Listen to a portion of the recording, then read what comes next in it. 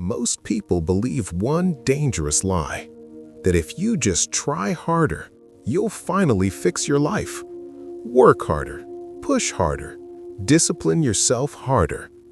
We're told that life is a mountain, and the only way to reach the top is to grind your way up, no matter the cost. But what if that belief is the exact reason you feel stuck? What if the harder you try, the worse things actually get? Think about the last time you felt behind. Maybe it was 2 a.m. You were lying in bed, phone in your hand, scrolling through other people's lives.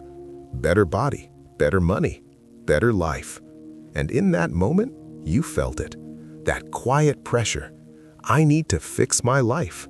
So you made a decision. Tomorrow, I'll try harder. But tomorrow came, and the weight felt heavier. You overthought more, you stressed more, you did less. Not because you're lazy, not because you're weak, but because you're trapped in a paradox. And the worst part? You were never taught this. In the next few minutes, you're going to understand why your effort is being used against you. Why the things you want most, confidence, happiness, peace, run away the moment you chase them. And once you see this, you won't be able to unsee it. In Navy SEAL training, there's a test designed to break people. It's called drown-proofing. Your hands are tied, your legs are tied, and you're dropped into deep water. No control, no swimming, just survival. Most people fail, not because they're weak, but because they follow their instincts. They panic, they thrash, they fight the water. And that's exactly what makes them drown. Because the more you struggle to stay afloat, the faster you burn your energy. The more energy you burn, the faster you lose oxygen. The faster you lose oxygen, the faster you sink. The harder you try, the faster you fail. But the ones who pass, they do something that feels completely wrong. They stop fighting. They let themselves sink. They hit the bottom, push off gently, take one breath, and repeat. And this is where it gets uncomfortable, because this isn't just a training exercise. This is your life.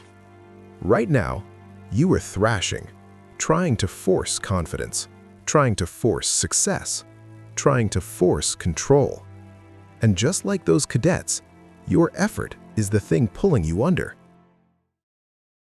To understand why this happens, you need to understand how effort actually works. Most people believe in one model: more effort equals more results. And sometimes that's true. That's the linear curve. Study more, learn more, work more, earn more. Simple. But then comes the second curve: diminishing returns. You put in more effort, but the reward starts shrinking. First win feels amazing. 10th win? Normal.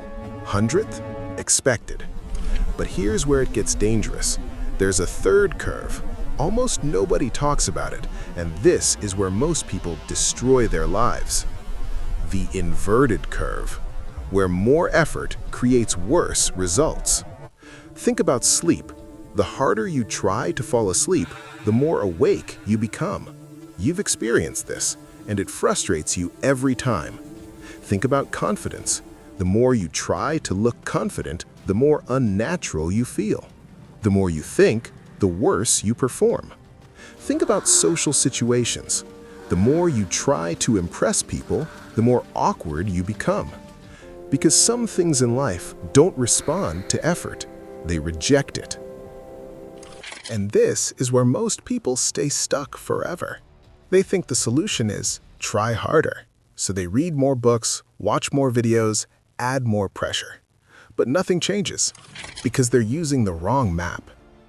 If you want to understand the real psychology behind success, not motivation, but mechanics, subscribe. Because most people will spend their entire lives trying harder and never realize why it isn't working. Your mind has a blind spot. When something doesn't work, it assumes the solution is try harder. And that works most of the time. So your brain keeps using that strategy, even when it shouldn't. But here's the problem. Some goals exist entirely inside your mind. happiness, confidence, peace. And trying to force them creates the opposite effect. Because every time you try to feel better, you send a hidden message. Something is wrong. I'm not enough. I need fixing. And your brain believes it. Your mind is like a dog chasing its own tail.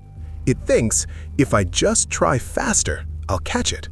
But it never will, because the chaser and the thing being chased are the same. This is the backwards law. The more you chase positive experiences, the more negative you feel. And the moment you stop chasing, something shifts. And this is the part most people misunderstand. They think this means do nothing, be passive, give up. That's not it. There are two types of people: maximizers and satisficers. Maximizers want the perfect choice, the perfect plan, the perfect timing, the perfect outcome. But perfection doesn't exist, so they stay stuck, overthinking, delaying, doubting. This is the maximizer trap. You keep planning, but never start. You keep learning, but never act. You keep waiting, but never move. Satisficers are different. They don't wait for perfect. They choose something that's good enough, and they move. They act faster, fail faster, adapt faster, and because of that, they win more. Charles Bukowski was the opposite of self-improvement. Messy, imperfect, unfiltered, yet wildly successful. On his grave, 2 words: don't try. And that might be the most misunderstood advice in the world. It doesn't mean don't work, it means don't force. Don't use desperation as a strategy, because desperate effort creates artificial results. So, what do you actually do? You stop trying to eliminate discomfort, and you start accepting it. You accept you won't always feel confident, but you act anyway. You won't always feel motivated, but you move anyway. You won't always feel happy, but you live anyway. Because the goal is not to feel good all the time. The goal is to stop needing to. You are in the water. Your hands are tied. The instinct is to fight, but the solution is to let go. Stop fighting the water. Learn to sink, because the moment you stop trying to stay afloat is the moment life finally starts holding you up. If this changed how you see your life, don't let it fade. Subscribe and share this with someone who is drowning in their own effort.